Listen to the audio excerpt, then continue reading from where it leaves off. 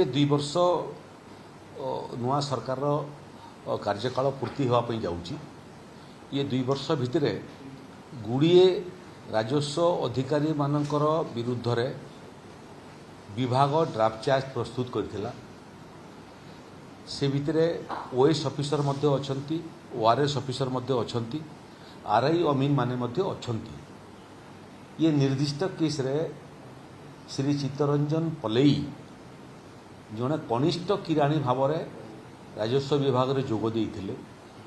प्रथम कार्यकाल आरंभ होता पाटनागढ़ बलांगीर परवर्ती अवस्था विभागीय पदोन्नति पाइकरी से ओआरएस सर्विस रे योगदान करथिले एवं तापरे परवर्ती अवस्था ओआरएस रु ओएस को मध्य पदोन्नति पाइथिले एवं ये महाशय जो जगह को जाइछंती से जगार केवल संपत्ति ठूल करवा, आयर बहिर्भूत संपत्ति ठूल करवा, स्थावर अस्थावर संपत्ति करवा छड़ा और किसी करना।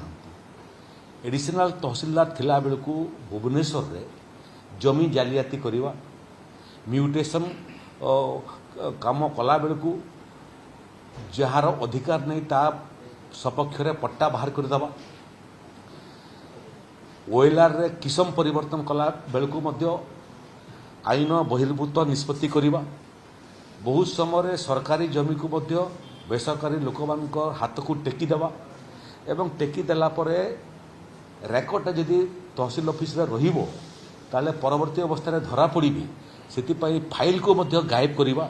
ये सबू भयंकर भयंकर कांड से लिप्त थिली। परवर्ती अवस्था रे तांकू भुवनेश्वर स्थानांतरित करागला जगतसिंहपुर जो समय से विजिलेंस हाबुड़े पड़े।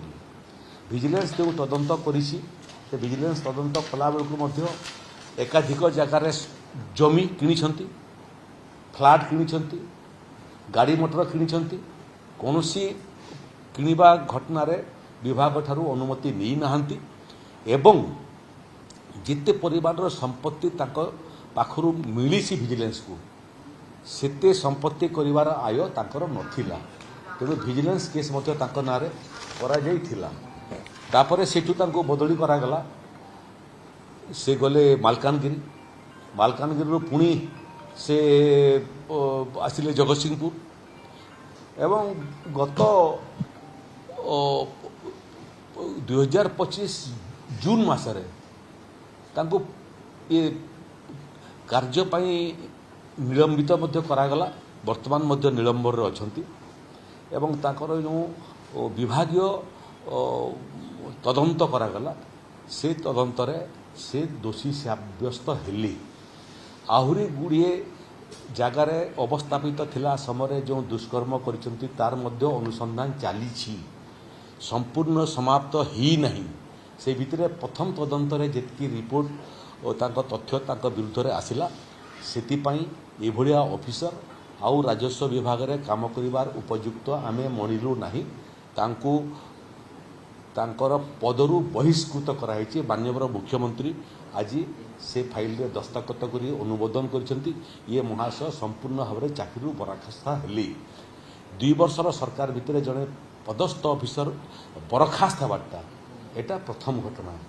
बाकी शह शह डिपार्टमेंटाल प्रोसीडिंग चली। ये सरकार जो शून्य सहनशीलता दुर्नीति उपरे तार आज प्रतिफलन देखा मिलला। आकु जेते ये भलिया दुर्नीतिग्रस्त ऑफिसर अछंती से माने मध्य चित्तरंजन पिलाई भलिया दशा भोगिया जाउछंती।